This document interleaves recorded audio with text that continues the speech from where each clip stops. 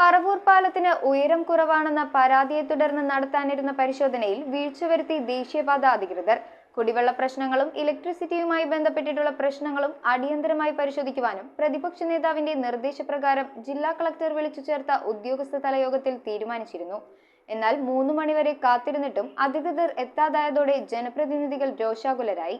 ദേശീയപാത 66-ൽ നിർമ്മാണം നടന്നുകൊണ്ടിരിക്കുന്ന പറവൂർ പാലത്തിന് ഉയരം കുറവാണെന്ന പരാതിയെ തുടർന്ന് പറവൂർ പാലം ഉൾപ്പെടെ മേജർ ഇറിഗേഷൻ വകുപ്പിന്റെ കീഴിലുള്ള 5 പാലങ്ങളിൽ അധികൃതർ പരിശോധന നടത്തുമെന്ന് പ്രതിപക്ഷ നേതാവ് വി.ഡി. സതീശന്റെ നിർദ്ദേശപ്രകാരം കളക്ടർ വിളിച്ചു ചേർത്ത ഉദ്യോഗസ്ഥതല യോഗത്തിൽ തീരുമാനിച്ചിരുന്നു. രാവിലെ 10 മണി മുതൽ മൂത്തക്കുന്നം ഭാഗത്തു നിന്നും പരിശോധന ആരംഭിക്കുമെന്നായിരുന്നു പ്രതിപക്ഷ നേതാവിന്റെ അറിയിപ്പ്. എന്നാൽ പാലത്തിന്റെ നിർമ്മാണ ചുമതലയുള്ള കമ്പനിയുടെ അധികൃതരാണ് ദേശീയപാത അധികൃതർക്ക് പകരം എത്തിയത്.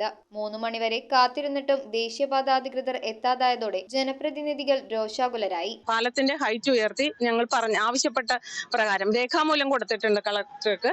അത് പ്രകാരം ആ ഹൈറ്റിലേക്ക് ഉയർത്തി ഇവിടത്തെ ജലഗതാഗതവും കൂടെ സുഗമമാക്കി ഏറ്റവും നല്ല രീതിയിൽ മഴക്കാലം വരാൻ പോവുകയാണ്. അപ്പോൾ ആ വരുന്ന ദുരന്തങ്ങളെല്ലാം ഒഴിവാക്കിക്കൊണ്ടുള്ള നടപടി എടുക്കേണ്ടതാണ്. പിന്നെ ഇതിന് വരുന്ന എന്താണ് ചെലവുകളും ഇതിനിപ്പോ എന്താണെന്നൊന്നും അറിയില്ല. അത് സർക്കാർ തലത്തിലും കൂടെ അതിനുള്ള തീരുമാനം എടുക്കേണ്ടതാണ്. News bureau, Paravur. ആദ്യ കാഴ്ചയിൽ നിങ്ങളുടെ മനസ്സിൽ പതിയുന്ന ലൈറ്റ് വെയ്റ്റ് സ്വർണ്ണാഭരണങ്ങളുടെ വൈവിധ്യമാർന്ന കളക്ഷൻസ്.